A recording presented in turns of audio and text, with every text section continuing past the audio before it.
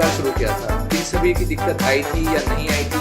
रात की नींद कहते हैं ना, वो चैन की नींद जो होती है ऑन रोड आ गई। सर ने मेरे को एकदम से बोला कि आज रात को तुम्हें पुणे निकलना है अपन रेस्टोरेंट। जैसे शादी की जोड़ियाँ ऊपर से बन के आती है, लेकिन बिजनेस की जोड़ियाँ जो होती है वो विजन से, मेहनत से और त्याग से बनती है।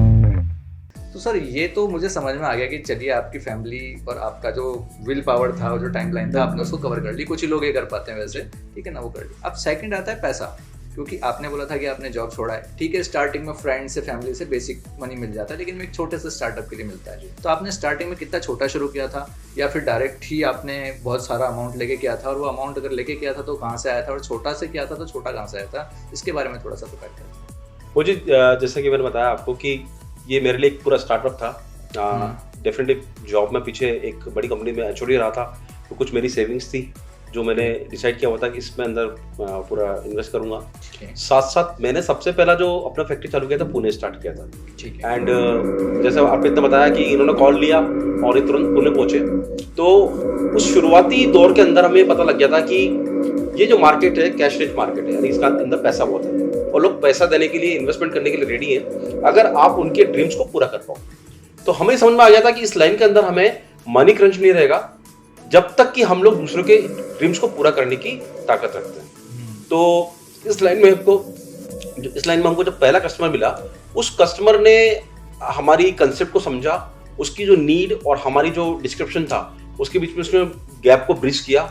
उसको ये लगा कि हम यंग पीपल जो हैं दोनों थे, हम उसकी रिक्वायरमेंट को पूरा कर सकते हैं। उसने अच्छा खासा हम पे इन्वेस्टमेंट किया, हमको ऑर्डर दिया। उस ऑर्डर से जो हमारे को प्रॉफिट हुआ, उस प्रॉफिट से हमने कुछ मशीन्स खरीदी, हमारी कोटा की यूनिट डाली, और उसके बाद इस तरह से एक साइकिल बनती गई कि कुछ क्लाइंट्स हम पे जुड़ते गए और वो हम पे इन्वेस्टमेंट करते रहे, हमको पैसे देते रहे और हम लोग उनकी रिक्वायरमेंट को पूरा करते रहे। और ऐसा करते करते करते करते आज हम पैन इंडिया अपने जाल को फैला चुके हैं।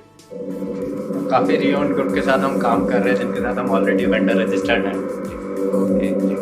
तो दोस्तों, अगर आपको अपने पे विश्वास है कि आप जो काम कर रहे हो वो एकदम सही है, तो सामने वाला भी आप पे विश्वास करेगा।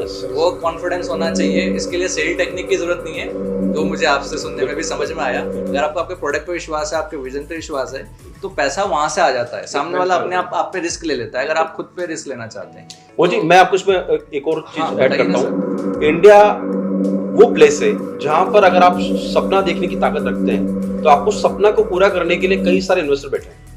आपको अपना जो ड्रीम है वो सही तरह से लोगों को बताना आना चाहिए कि मैं ये करना चाहता हूँ सोसाइटी के लिए।